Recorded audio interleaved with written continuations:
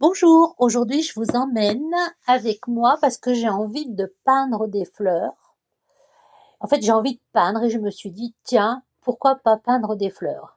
Et puis après, j'ai fait une recherche sur Internet. J'ai regardé toutes les photos qui m'apparaissaient, bon, souvent sur Pinterest, mais il y en a d'ailleurs.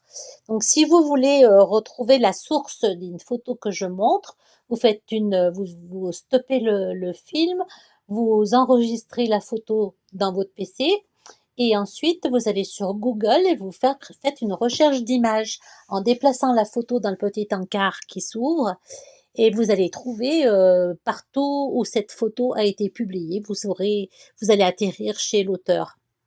Voilà, c'est plus simple pour moi parce que sinon, si je mets beaucoup de recherches et si je dois chercher tous les auteurs, j'en ai pour trop longtemps, ça va me couper les pattes.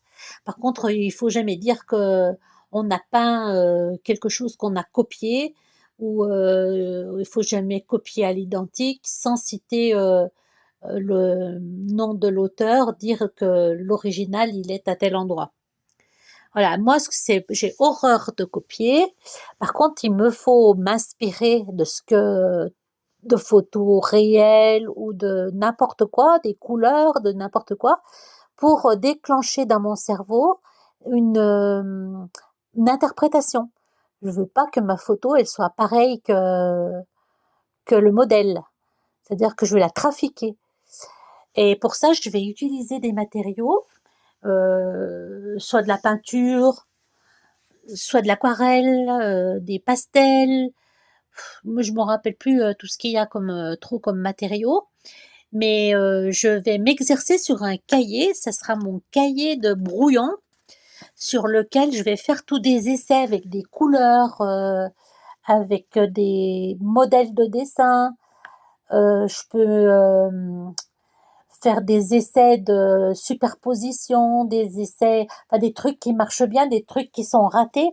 Comme ça, quand je vais vouloir peindre sur un beau support qui va me coûter cher avec des beaux matériaux, eh bien, je vais regarder mon cahier de brouillon et je vais regarder si j'ai mis des annotations, des petites pistes pour me faire gagner du temps.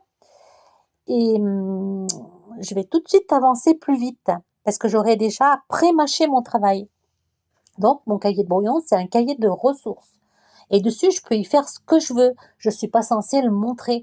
Mais là, je vais vous le montrer parce que j'ai envie. Mais normalement, c'est privé, ça se montre pas.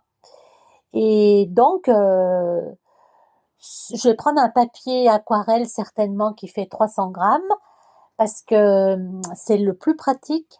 Bon, surtout pour l'aquarelle, mais c'est assez épais aussi et assez solide pour si je veux faire des collages, par exemple.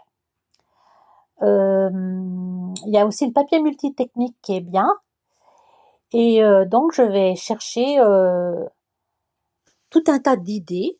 C'est-à-dire, d'abord, j'emmagasine plein de connaissances et ensuite, je me relâche et mon cerveau, il va travailler tout seul. Il va, il faut que je fasse comme une méditation où je commande plus en fait. Le cerveau, il va sortir, il va me pondre un truc à travers toutes les images que j'ai vues et je vais laisser mes mains travailler et à la fin, je verrai bien le résultat, si c'est moche ou si c'est pas moche.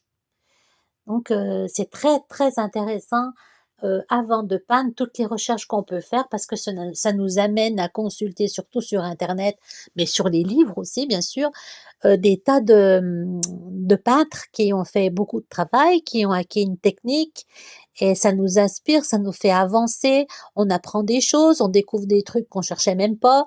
C'est passionnant. Donc, il faut faire ça. Et donc, après, donc il faut choisir le support parce que on peut peindre sur du papier, mais pas que sur du papier, on peut peindre aussi sur du tissu. Puis on n'est pas obligé de peindre, on peut coudre, on peut coller, on peut, utiliser un pochoir, on peut peindre des fleurs de saison ou alors des petites fleurs ou des grandes fleurs, des peintures modernes ou des peintures figuratives ou, se servir de fleurs pour faire un portrait. On peut utiliser des pochoirs, des tampons, peindre à la Andy Warhol. On peut faire, Utiliser des matériaux comme du café, de l'encre, peindre en freestyle avec du papier plastique, du tissu, des serviettes papier, du métal, des résines, des glaçages, des empattements, en collant des journaux, des vieux papiers, des catalogues. On peut faire des traits avec un peigne ou une fourchette, une bombe de peinture, un transfert d'image, des gouttes, des flaques, des taches, des éclaboussures, du dripping, des zigzags, des lignes, des hachures, des contours, des formes. Vous imaginez tout ce qu'on peut faire? C'est fantastique. Allez au boulot!